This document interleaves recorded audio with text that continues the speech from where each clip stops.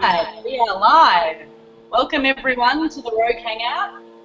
We had a few technical difficulties today, so we've started a few minutes late, so we do apologise about that. We'd like to thank you for taking your time out to watch our Hangout today. If you're watching us live or you're watching the replay, just going to mute everybody out here. So as you can see, we have a bunch of awesome entrepreneurs on this Hangout with us today, and we're going to be sharing with you how to actually build rapport and relationships within your business, which is going to master the art of selling without selling. Now, if you do have any questions or comments, please leave them below this video, as we'd love to hear from you during the Hangout, or even if you're watching the replay. And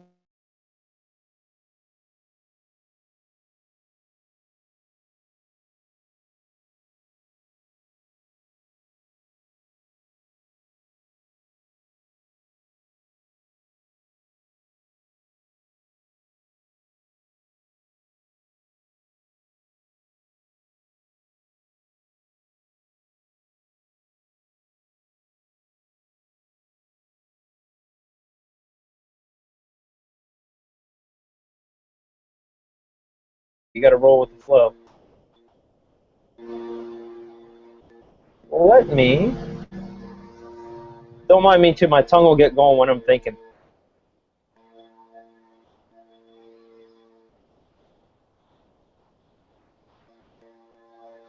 Let me add. One moment, guys.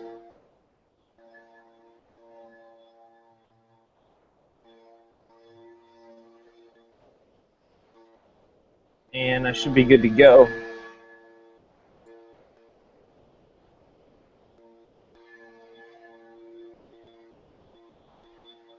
All right.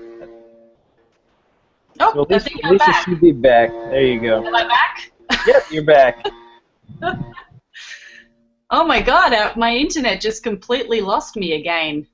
Very strange. Anyway, so we'll try this again. So welcome everyone, my name's Alesha Drew and we're just going to get straight into it. We're going to be talking to you today about how to build relationships and rapport within your business. So myself and Homer, John Paul and Sheena are going to be chatting with you about that today, and we hope that you can grab some golden nuggets and use these within your business. So to get a kick started, I just wanted to share with you guys what rapport and relationships actually means. Now, when we say that we need to build rapport and relationships within our business with people, what we actually mean is you want to create a connection between two people, or between a group of people, however many people that is. It's an actual connection between your ideas, your feelings, and how you communicate with those people. So what you're doing is you're wanting to build a response from these people. So rapport is about building a response. Now, in regards to building a list within your business with your subscribers, what you're aiming to do is get a response from these people. You want them to engage with you in the form of responding to the emails that you're sending out. So how you actually want to do that is you want to over-deliver with value. That's what we want to do. We want to give people value and actually solve people's problems. And we want to make sure we actually deliver what we promise as well. Sometimes you might find out there in the community that people will say they're going to offer you something and then they actually don't deliver on it. So you want to be sure that you're actually delivering on the value that you said you were going to give that person. So it's all about engagement. It's all about creating so much value that that person wants to engage with you, and in turn they actually want to buy what you have because you're solving the problem that this person has. And you might be asking yourself, how do you do that? And the best way that I find to do that is just to be yourself. And I know that sounds really simple, but a lot of people think that they have to be something else. And all you have to be is yourself. You want to be transparent, you want to be honest, you want to be approachable, and you want to tell your story. That's another big thing. You want to tell your story. You know, a lot of people think that they don't have a story, and everybody has some sort of story. And as they say, the facts tell, but the stories sell. Okay, so people want to be able to relate to you as a person. Now, you're not going to resonate with everybody. That's not going to happen. But if you tell your story, you are going to relate to certain people, and it's going to form a connection, which is going to form a relationship and a response from that person. Now, it doesn't mean that you have to be friends with everybody. Building rapport and relationships isn't about friends. It's about building a business relationship and responsiveness. You know, you want to stay congruent as well. This is a big thing for myself and John Paul. We like to stay congruent, no shiny ball syndrome. So what that actually means is you want to stay with what you're actually giving value for. You don't want to switch from one thing to another, from one opportunity to another, where you're promoting different things, because you don't want to confuse your people, and they want to see that you're staying congruent with your message. You have to have a congruent message.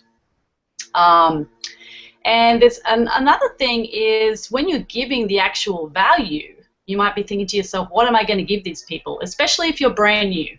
I know there might be a lot of people out there that are brand new to the industry or wanting to start their own business online. And when you actually learn something, that's when you actually implement it, and then you're going to actually teach it, which is providing value. As we like to say here within the Empower Network community, which is what we're all a part of, all the people that you see here on the screen, you know, we learn, do, and teach simultaneously. So you're going to learn, and then you're going to do it, and then you're going to actually teach it. And from there, you're actually giving value. And you might think to yourself, well, I'm not an expert. You know, I'm not an expert in this field, but if you know just one more little thing than somebody else, you'll be seen as the expert, and you'll be able to position yourself as an authority figure with that person. Okay? And you're aiming to show that person that they can do what you're doing. You want them to think, oh, wow, you know, I can do that too. I can see how I can do that. I can see that how that's going to work for me.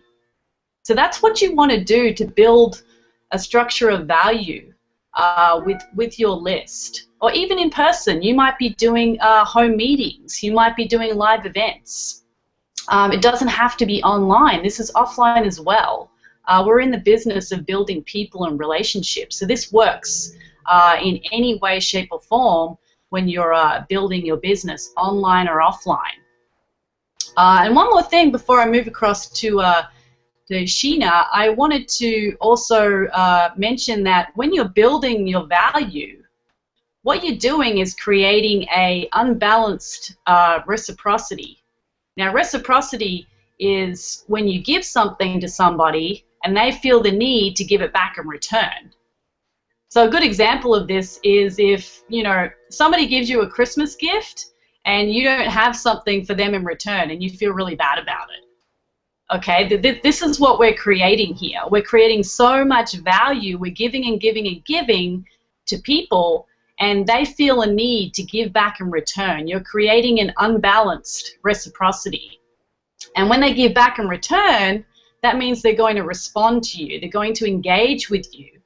And they will want what you have because they know that you can help them. You know, so people will join you because they believe that they're going to get the result that they want if they're around you. So that's how you build the reciprocity, and it's so unbalanced that people will come on board with you because you've given so much. So I guess that's my little rant to start off with. I'm going to throw it across to Miss Sheena over here so we can hear her thoughts on this topic as well. So take it away, Miss Sheena.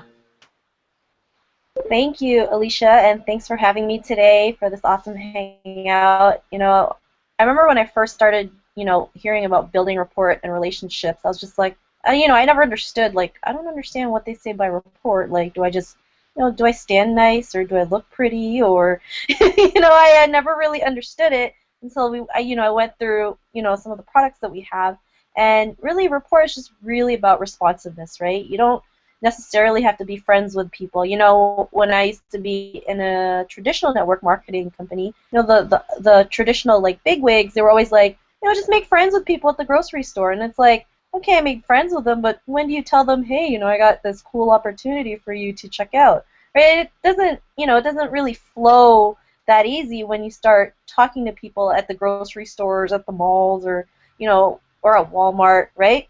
So, you know, this is why you have to do things differently, right? And you have to ask certain questions to get a response, right? I always like when I talk to people or when I'm doing blogs or doing videos, I always end everything in a question, right? I'll have a statement and they'll be like, "Don't you agree?" or, am I right? Or is it right? And those are the kind of questions you want to ask because you want to get a response out of people. And some people think that if a person says no to you or no to your business, that it's a bad result. It's a result, guys. It could be a result maybe you should be thankful for later on because you might not they could be a person you might not even want in your business anyways, right? You have to realize that when you're building rapport and relationships, you also need to have a certain market that you need to talk to, right? You can't market to everybody because you end up marketing to nobody. This is why building a target market that you can relate to, such as maybe you're a real estate agent and you know what a real estate agent goes through, right? I mean, if you know their problems and know how to solve it, people are going to want to join you because you know how to solve their problems, not because you have the latest and the greatest product. It's because of you. That's why when Alesha mentioned, just be yourself. It's so true, right? Oftentimes we feel like we have to be somebody else. We have to put a different mask on every day to be somebody else when we don't have to. They always say the market is missing because the market needs you. They don't need another Donald Trump or another Warren Buffett or another Oprah. They need you because you have skills that nobody else in this world have that you could offer to whoever's watching you. Maybe someone's watching you in a video and they finally found someone who they can relate to and join forces with or lock arms with because they think, if this person can solve this one problem, then maybe they can help me solve another problem. And I'm not saying that, when someone joins you, you have to handhold them, but if you point them to the resources that, they need to solve their problems, whether it's to quit their job or, spend more time with their family, then, that's it's a great thing. So, for me, it's just, I just learned to ask the right questions, see what most people are struggling for, and I'll probably do a blog post, I'll write an email, because if one person is having a problem with a certain thing, whether it's in internet marketing, network marketing, somebody else is going to have a problem with it, and you can just do a blog post about it or do a video or email your list because they could be thinking the same thing. So just learn to ask the right questions. Learn to have a target market. I tell everyone, have a target market because if you don't know who you're marketing, whatever you're going to do, you're just going to go get frustrated and you'll be running around in circles, banging your head against the wall. And start learning to ask questions, right? Learn to ask the right questions. And you're always striving for some type of response, right? That's what Rapport is, just getting some type of response. If you get a yes, great. If you get a no, it's not the end of the world. That means you move on to the next. So that's my 2 cents on building rapport and relationships. Alesha.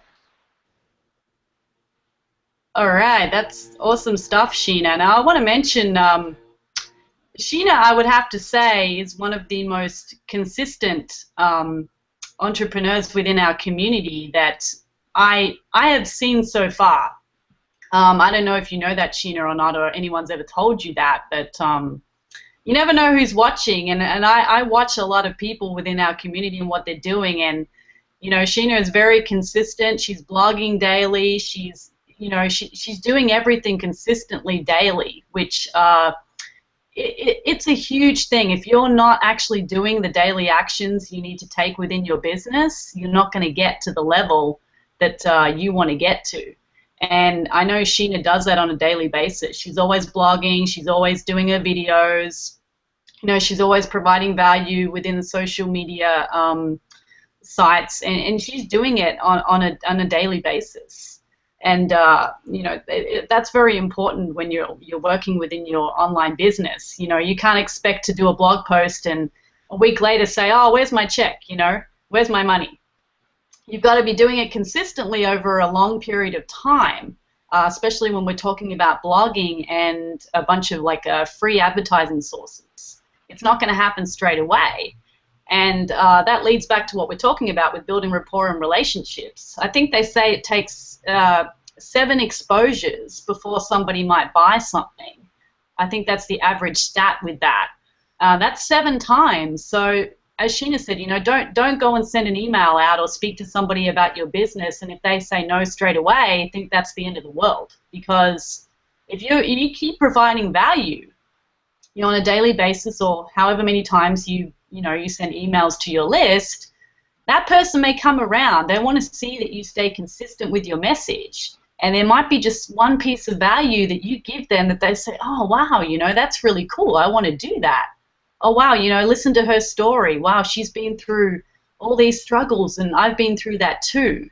You know, you need to relate to people and realize that it does take time. You know, we live in such a, you know, click of the mouse society where we want everything now, you know, and it just doesn't work like that when you're building a business towards the goal that you want to get to. So yeah, I think it's really awesome how consistent you stay, Sheena. That's very cool. So I just wanted to point that out. Well, thanks, Alesha. Yes, you're the queen of consistency, I believe.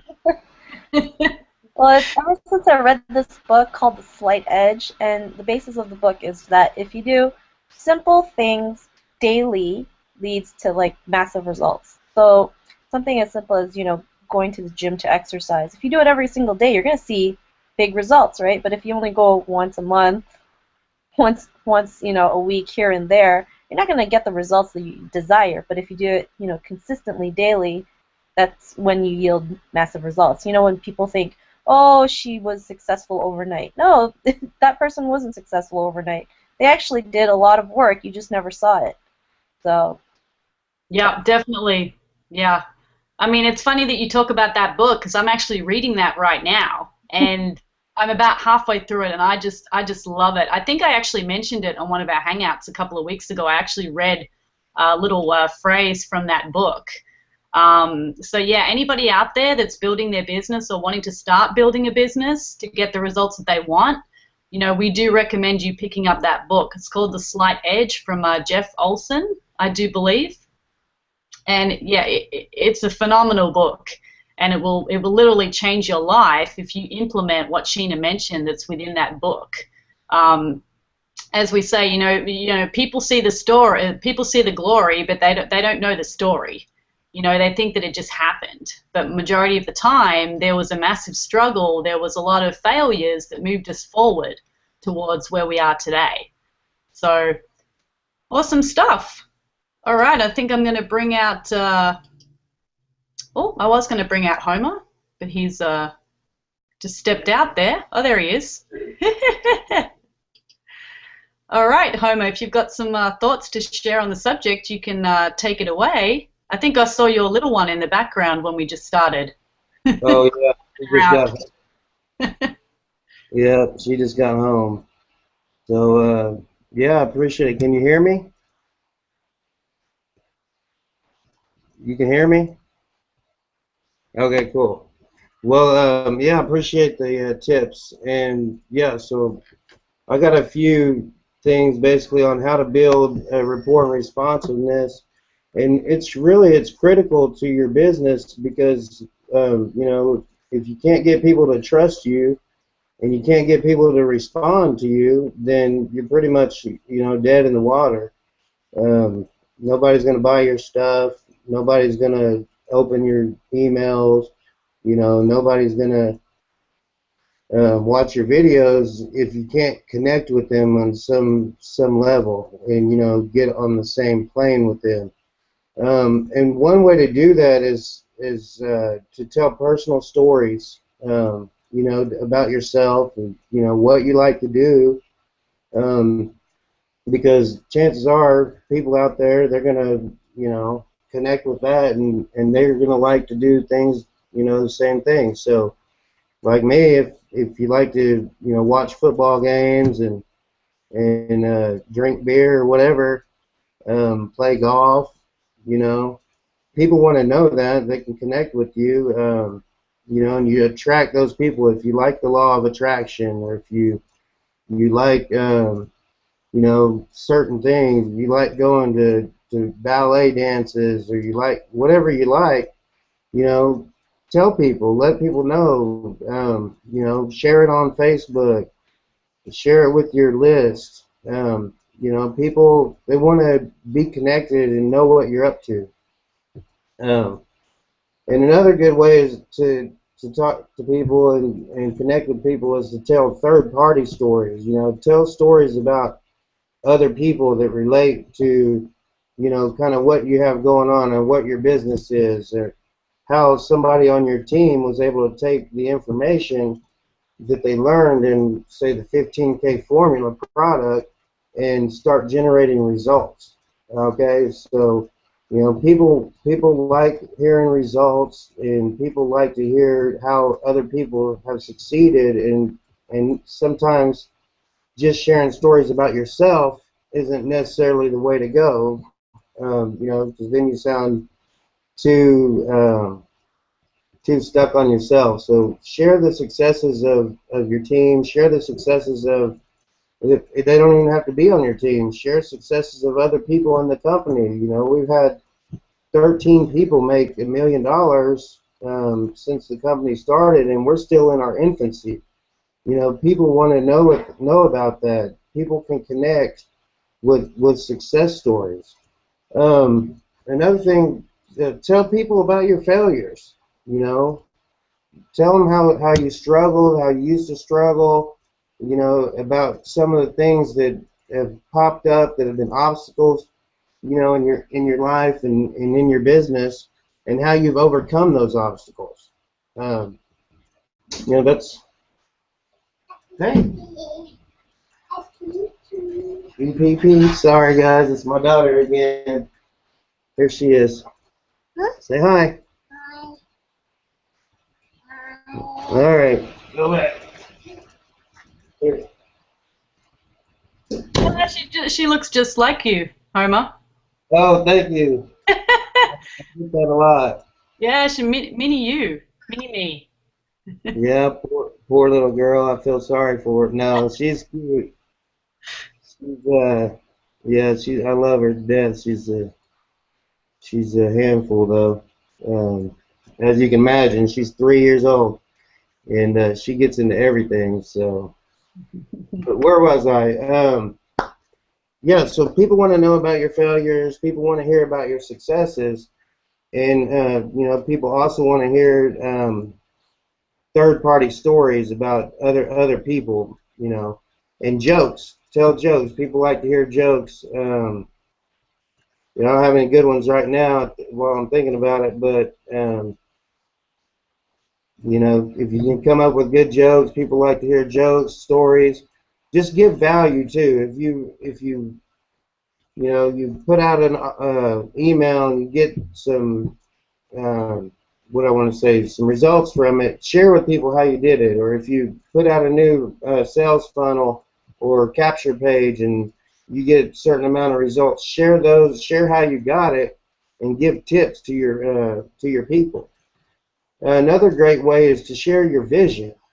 You know, my vision is to help 1,000 people directly on my team escape the rat race.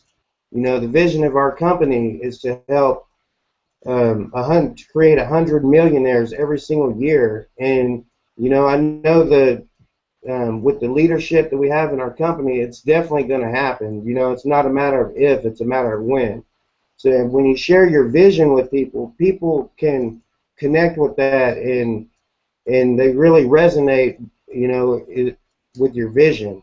So, you know, the main thing is you want to get people like you. People need to respond. Um, Make videos to, if, you know, if somebody sends you a question, make a video for them, explaining the best way you know how to get them, you know, to answer their question, and then, you know, that way it'll always be on the internet, and when people have questions, you can just show them to your video. And you know, lastly, find out what your customer wants. You know, ask questions. Ask the people that join your team. What do you want? Somebody might come and they might just sign up for the minimum $25 package or whatever, and you want them to buy more stuff, but if you don't know what they want and what their goals are, then how are you ever going to be able to convince them that what you have to offer them is what's going to help them get to their goal? So find out what they want and do your best to get it to them. So that's pretty much all I got right now. All right, thanks, Homer. That's awesome stuff. I think you pointed out a bunch of great points there. You do need to know what your person wants. Oftentimes we assume what our customers want. We assume that they want exactly the same thing as we want. And within our community, we actually have such a large range of products that cater for different people within different businesses. So it's very important to find out what people want. And sometimes people don't even know what they want, but they know they want something to change. So with us building rapport and relationships with people, it helps them to discover what they do really want and what their real vision actually is in order to help them, get the products into their lives that they need to solve that problem. So, yeah, that's awesome stuff, Homer. Thanks for sharing. And I'm going to move on here to John Paul. If you can unmute yourself. There we are. I'm muted again. There we go. I know you've been having some issues with the noisy landscapers in the background. Yeah, I've had a gardener that's been out here blowing, not really leaves around or anything. I don't really know what on earth he's doing, but he's out here blowing, making some kind of a dust storm for no reason at all. But I think I'm good to go. One of the things that had helped me, at least towards like the beginning of our business, was realizing what I identified with is a number one, a consumer, and two, is like personality type, and that helped me identify my target market as well too. What the things that I enjoy and like that in my life are different than what Alesha likes and what Sheena likes, but commonality. We're all marketers in one big arena, and a lot of times it's what I I don't like to use the word struggle, but what was one of my biggest challenges was how do I elevate myself above all the noise of all the other marketers that are kind of down at the bottom, just scraping at each other, and at the beginning it seems like you're just in one big bull pit kind of. So what I kind of realized was that everybody kind of has a role that they want to play. Like they want to identify with something that plays towards some of their their desires in what they kind of want out of life. For instance, and it's something as simple as how people dress. That's going to make them identify with certain things and how they project to the outside world. How people talk, how people speak. No one wants to say this, but the reality of it is some people will go out and buy certain cars and certain vehicles and certain houses in certain neighborhoods to identify with a feeling that they want, a need that they want to fulfill inside that they don't even know is even there. So whenever I'm talking to somebody, sometimes a lot of it's just listening. Most of it's just listening to some of those things that I identify with, and then I just play on some of those. I just actually have open dialogue about whatever it is. Sometimes whether it's I see somebody with let's just say that I'm having a conversation on Facebook with somebody through the Facebook Open Graph, and I'm chatting with someone. I could talk to them about if I see someone that has a brand new BMW or a car or something that I'm really interested in, or a certain type of motorcycle that that's another industry that I connect with a lot. I just talk to them like I'm talking to my buddy. I talk to them just normal, like I'm just myself, but I make a conscious effort to talk about specific things, and sometimes I guess there's more to it behind it. it's not just about the car, it's not just about the things, it's about the feeling that they get behind it, like of the ownership with it. And that's kind of what happens within your business as well too. You have a certain product, or you have a certain skill set that people want to identify with, that they want something out of it. You know, they're still going there for a reason, but it's not just going to be for exactly what it does for them in the immediate. It's going to be for what it does for them in the long term, in the feeling that they have. So I like to use a lot of metaphors with it, with things too. I don't go out just to buy a car. When I went to buy my car, I didn't go out and get it just because it had power, it had speed, and it could go fast, and it could get me from point A to point B. But I bought it because of the projection that it had of some of the prestige, some of the success, what it symbolized for me internally. It's a symbol to me about how I've kind of had my my mini arrival to a certain thing. It was you can call it a goal, you can call it a desire, an aspiration, whatever you want to call it.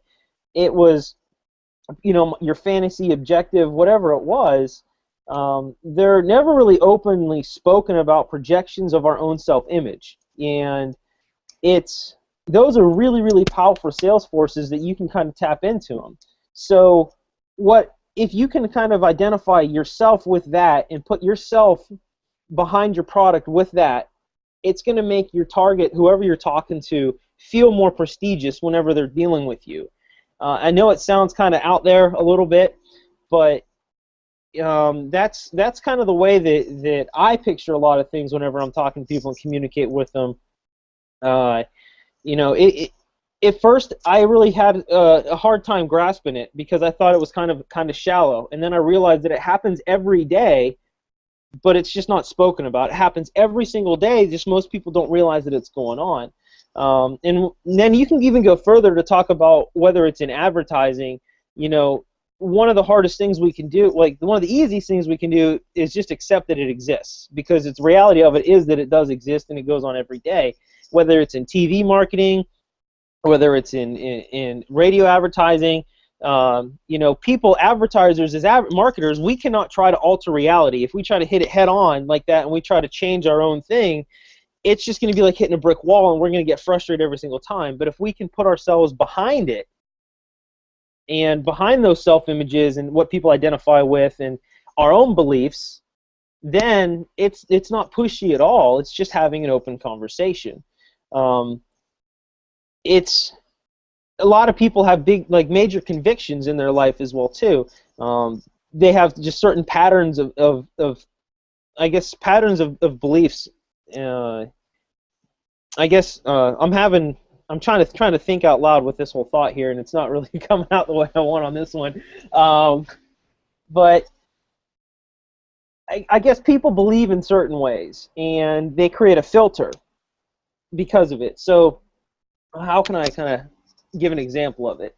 When I go to buy food at the shopping market, or at the supermarket, when I go to buy food, I have a choice I can make. I can buy just the cheapy stuff that's full of all kinds of fillers and fatteners and who knows what type of scientifically made product that's going to clog me up and make me live a short life. Or I can filter it through all the benefits of what it has for me, and I can buy the gluten-free or the low sugar or no sugar, no hydrogenated oils, no crazy additives and all that stuff, because I identify with that as being, I want a healthier life, I want to live longer, I want to have a more youthful vibe in my life, and I make a choice on it. So I have my filter system, and people have those same filter systems whenever we're talking about an info product or a new course or something that's going to benefit them. They have to identify with it, and if you are all over the map and you're not yourself, and you don't know what your trigger points are, and you don't know how you like to be sold to, you're going to have a really tough time selling to other people because you don't even know where you stand. So one of the easiest things that helped me was to understand how I worked and how I ticked. And Alesha will tell you right now, I'm one of the easiest people to sell something to. I'm a sucker. If someone has it, I appreciate it. I will just give it to me. You got me. Here, take my money. The whole just shut up and take my money, I'm that guy. I'm just take it here. You got me. And she'll tell you, she's like, no, we got to go this way. Don't buy it.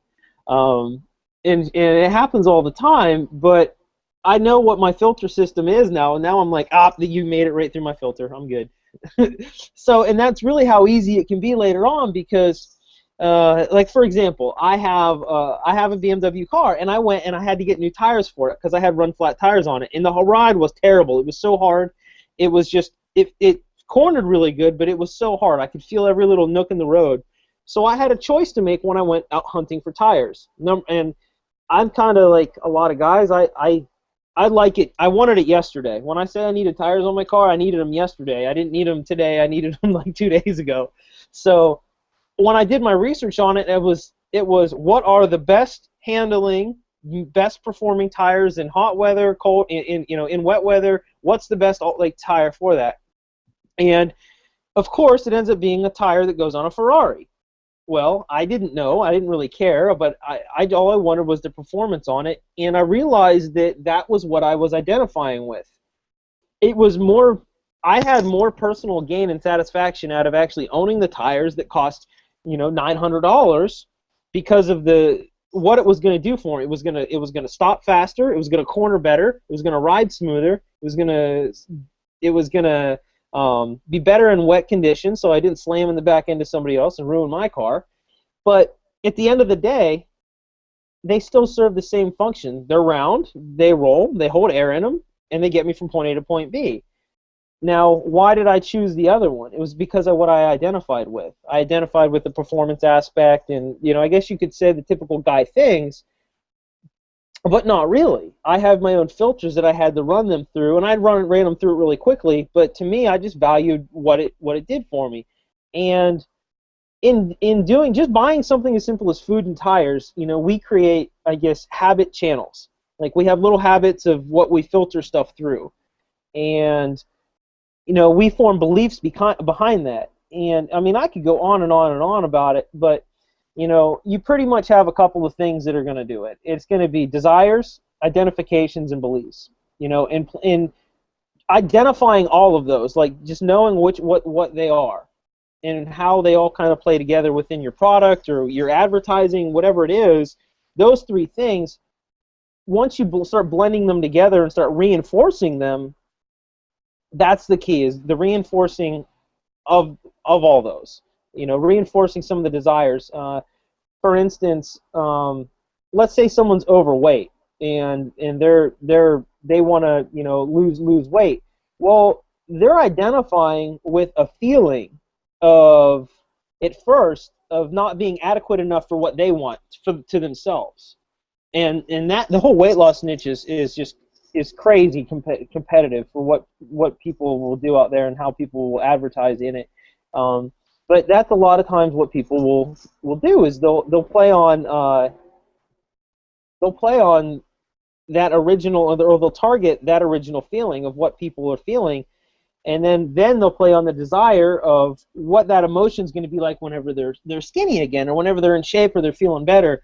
So it's something as simple as that, but it's just repetitiveness and reinforcing it, and getting back to those core desires and identifying the beliefs that are behind it. Now, I mean, it can keep going on and on and on and on, in I guess a million different ways, because a lot of times too there's problems, and how can we satisfy the problem? It gets, I don't want to say it gets complicated, but when you boil it down to those three things, it gets really easy: desires, identification, and beliefs. And you can look at, when you're walking around today, or whenever you're in certain situations, challenge yourself to kind of identify what those people are identifying with. Let's say that, and you'll find different groups of people as well too. And we don't like to say that we I guess segment people or categorize people into different things based on how people look. And it's a combination of all of it. It's looks, acts, behaviors, it's body mannerisms, it's all those things that go into it. And I don't want to say it's a fine line between like prejudice, but that's where a lot of that stuff comes in, because of how people identify themselves. And then it's an extreme aspect of going one way or the other towards prejudice and racism. That's an extreme bad aspect of how it can go. But for what we're talking about here with marketing, advertising, talking to your core audience, that'll help really narrow it down for you. Now, like I said, I know that it can get all over the place as far as, you know, really deep into a lot of that, but that's what helped us. At least that's what helped me.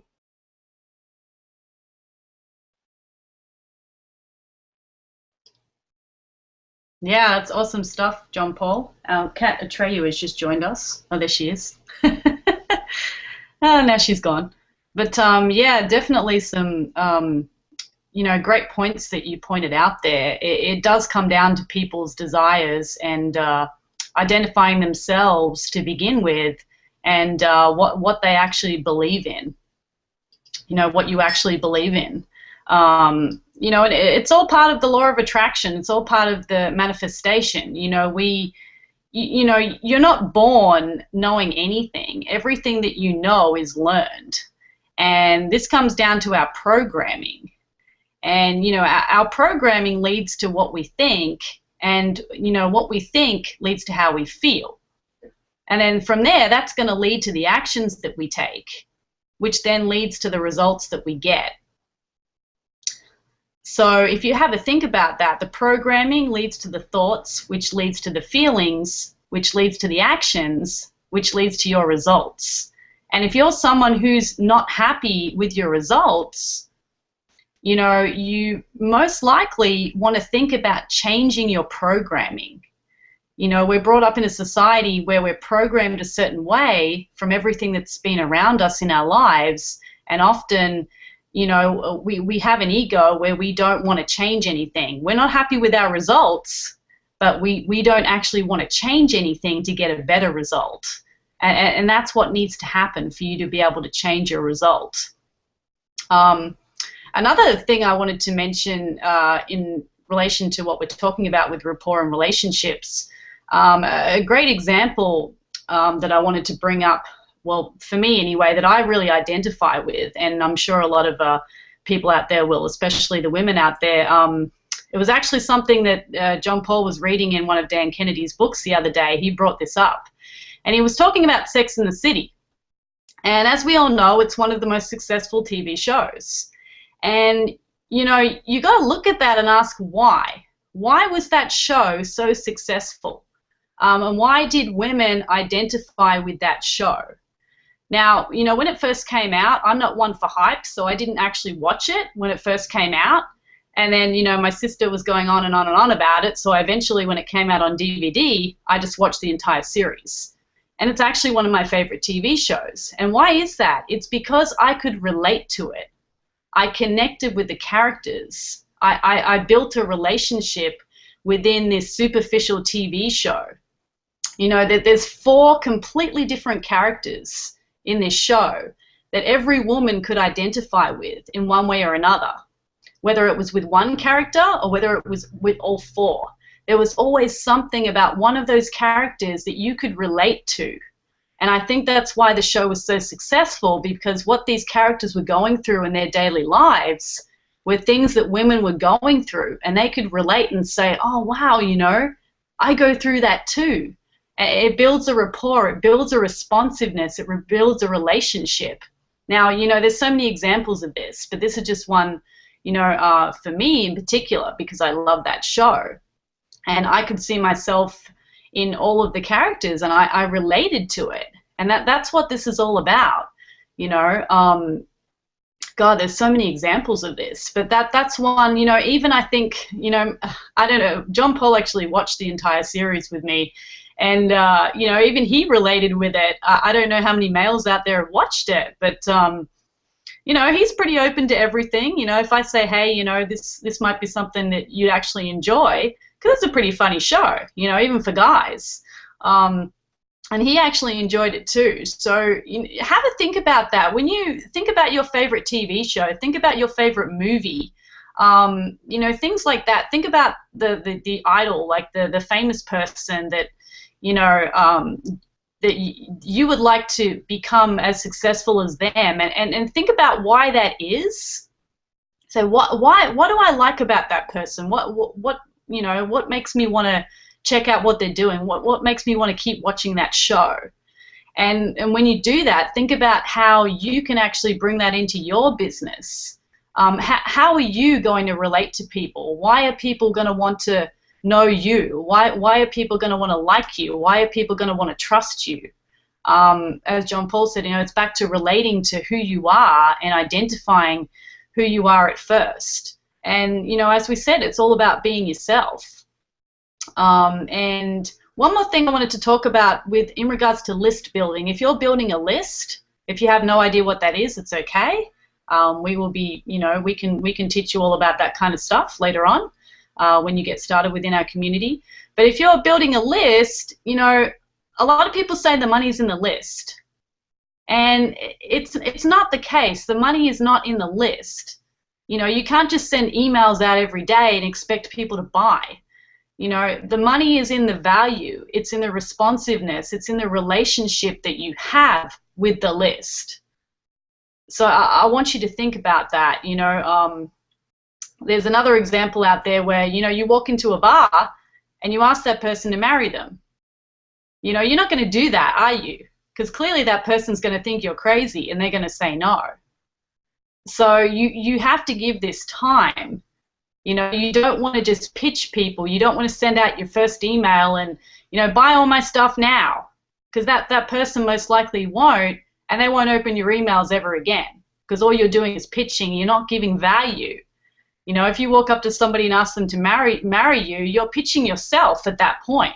But what have you provided to that person in order for them to even look at you and even want to know you and even want to trust you? So I think that's actually a really great, powerful analogy as well. And think about, there's actually 4 personalities. Going back to what I said about Sex and the City with the 4 different characters, there's actually 4 different personalities. There's the humanistic, there's the competitive, there's the spontaneous, and there's the methodical. Now, I believe all those 4 characters in that show had those 4 different personalities. Okay, and you can think about who has which personality if you've seen the show. But you've got to cater to all 4 of those personalities. You've got to cater to the humanistic people. You've got to cater to the competitive people, the spontaneous people, and the methodical people through what you're bringing your value to. Because if you just present your value in one way, there's going to be 3 other personality types that are not going to get it. Okay, so really have a think about that as well, how you can change things up and cater for those different personalities. I believe within our 15K formula product, Aaron Rashkin goes into this in great detail within the email marketing lessons, and Tony Rush as well. I love those segments within that product. So we actually have products that go into this stuff in great detail. Like, this stuff is a science. And this is what we teach. We teach people how to do this. So if you have no idea on some of the terms that we've used today, that's okay. We all started from zero. Before I got involved in this community, I had no idea about sales. I had no idea about how to build a business online. I didn't know what a list was. I didn't know what a lead was. I had no idea. And, I just dove into all of the education and started learning and started implementing and started teaching it. Because when you teach something, you're actually learning yourself, because you're teaching somebody else how to do it.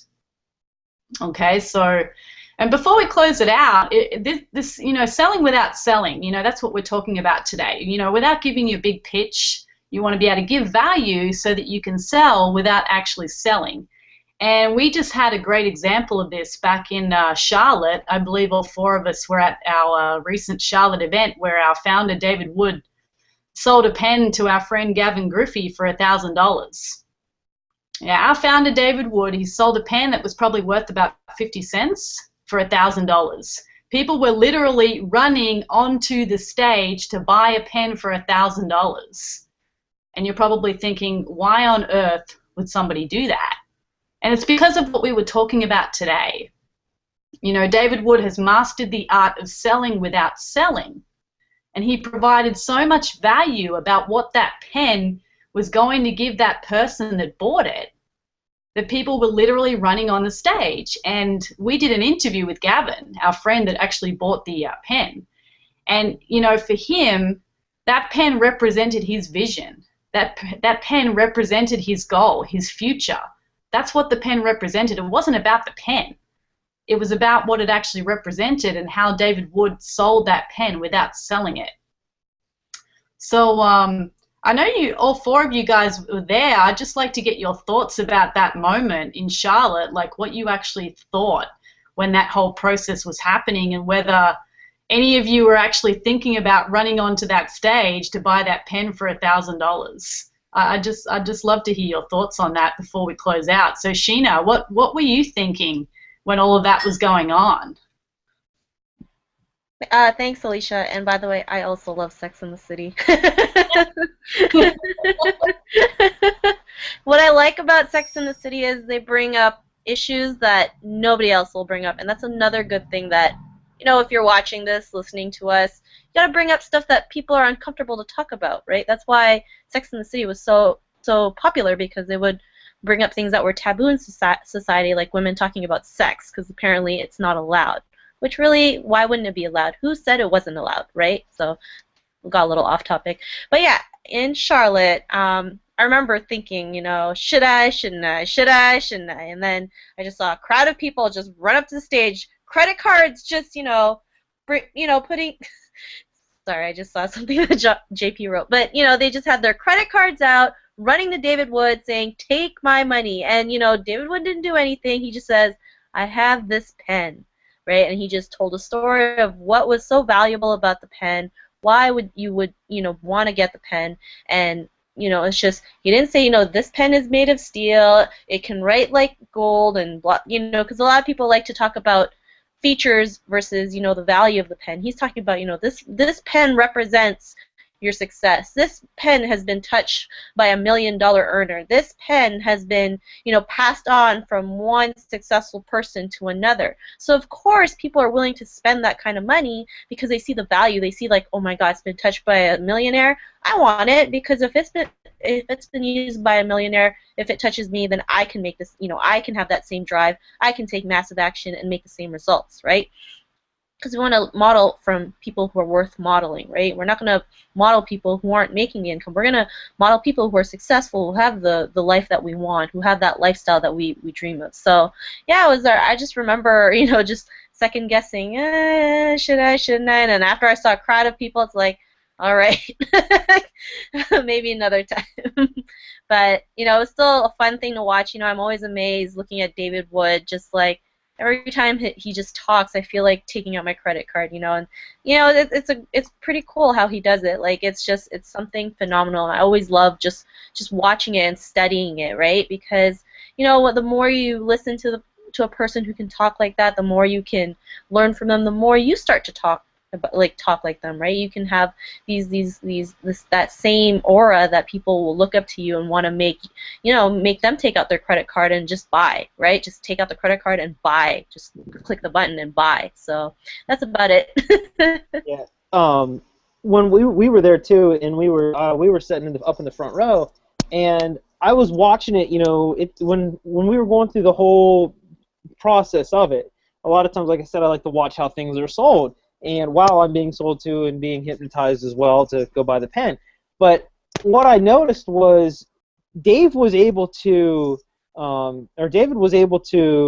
really play on a belief, and then it made me think, well, what exactly is a belief? Because he was able to get Gavin to believe that the pen was worth over $1,000, and people were lining up to buy it before they even really even knew what the cost was. And then he did say what the cost was, and people turned around and walked away at first, and then one guy tried to jump up and buy it at first, and then Gavin got it at the end, and then the other guy went crying off stage. I don't know if you guys saw that, but he was actually crying. He didn't buy the pen. But it was interesting to me because I had to go, well, what on earth would make someone believe that this is actually worth $1,000? I was like, what? Like, how did that just happen? And it was like mind blown. Poof. I was just like, what the hell just happened in front of me? And I thought about it, and I thought, well, what is a belief? And it's just a combination of thoughts and emotion, like intense thoughts and emotion. And he forced everybody to think about it and identify with what owning that pen would actually do for them. And then, once David went on to say that, it'll make you more respected within your peer group later on. You'll get to actually talk on stage. You'll be a part of this product. You'll get instant exposure. And he did. He got massive exposure into his business. Now, I don't know how beneficial it was, but a lot of times, though, it was the belief that was behind it, though. He thought so intensely and he identified with what it was going to do for him. And that was the one thing that really amazed me out of that whole experience was I learned how to identify what a belief was, because it's just one of the most intense hybrid things you have in the world, because it's also like what I believe is true or real. I mean, people used to think the world was flat until some guy, Galileo or whatever, they had some astronomers that came around and said, no, dude, this world's round and it rotates in a circular orbit around another thing with gravity, and this is the sun, and that's moving too around through our solar system or through the universe as well. And who really, they thought that this was true. They believed, they had so many intense thoughts and emotions behind it that they were able to say, no, you go far enough that way, you're going to walk off the edge of the world, and it just goes that way. You're going to, bye. Just that's it. And they had to have people sailing ships and thinking that things were different. So, at what point does, who, I guess I'm trying to come up with something a little bit different here, but challenging beliefs, that's their reality that they thought was real. And that was, they believed so intently, they had so much emphasis in reinforcement into that thought, that it was actually true and real, and then it came back to be whether it was right or wrong. I mean, I think you guys have heard Dave Wood say before that it's better to be unified than to be right. It doesn't really matter if you're right or wrong, as long as you're unified in that one goal. I mean, you can look at what Hitler did. He unified, a whole multiple nations across Europe that said everything was supposed to be a different way. You guys are too much. But, I don't even know where I can take it from here. What's going on in the comment section? I'm just like, oh, God. But yeah, some personal jokes going on here in our private chat here. I'm not sure if we want to share those or not. Oh, Sheena would like to share those. Well, it's funny because that whole, talking about that show Sex and the City, it was the running joke right now in the comment section is that I said that they would always talk about sex while they were eating food.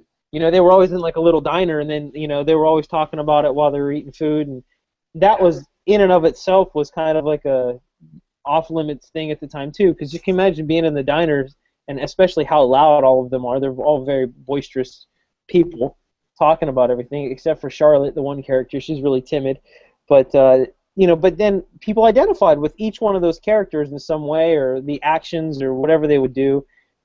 Even the wardrobes that they had. Some people like very loud, fashionable clothes and stuff, and that's what the one character would identify with, to a certain market. But I think that I don't even know how to close this one off today. It's been, we've been all over the place with a lot of it. And well, we'll get maybe we'll get Homer's thoughts on the event because he was there as well. Yeah. Before we close it out, yeah, sure. I was there, but I actually stepped out when David sold the pen. Ah. Yeah, unfortunately, I missed out on that. I did hear about it though, so it's pretty awesome. I think that was right before he set a record and sold 100,000 DVDs, like right after that. Yeah, so I walked in the room basically right after he sold half the room. So that was pretty awesome right there. It's like the whole room was just filled. The line from the table was all the way around the room. I think it it's just awesome. If you deliver, basically what I got from that was that if you deliver enough value, you know, just like the pen, if you make it so believable that whatever you're selling, the product is going to actually change somebody's life, and they believe it, like they did with the pen, like half the room did with the videos, the offline system that we launched that day, Fight the Forces of Evil. Then it really doesn't matter what the cost is because people are going to buy it, you know. So it's pretty amazing, you know, how Dave's probably one of the greatest people at doing that. And as a matter of fact, I see a lot of other so-called gurus that are trying to knock off, you know, his methods on basically how to create a frenzy, you know. You get people to like it so much that they almost feel stupid to not buy. So, anyways, that's pretty much what I got out of it. Yeah, yeah, definitely. You know, it's when you've mastered the art of selling without selling, you know, building such a huge rapport and responsiveness with your audience. You know, as we've just been saying, people will literally run to the stage or run to you with their credit cards and buy, even if they don't know what it is. You know, that's how powerful it is because they just want what you have. You know, and I think this is where we can close it out today is, you know, you want to be a marketer that builds responsiveness and builds relationships with people. Don't go out there and pitch everything that you have.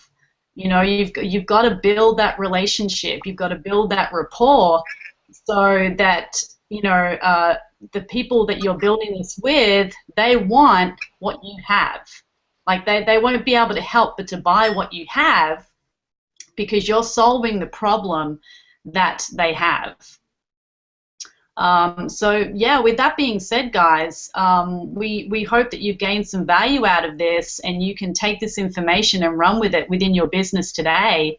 And you know, please leave us your comments or questions below the video and hit that like button, and we'll be sure to get back to you. And if you're not within our Empower Network community already, you know, get back to the person that invited you to this call today, or you know, once again, leave us a question or comment below. Or you can actually click the link below this video which says, yes, I'd like to get started. And you know, if you are watching this video and you're still watching this video, you need to click that link below this video because you're ready to get going.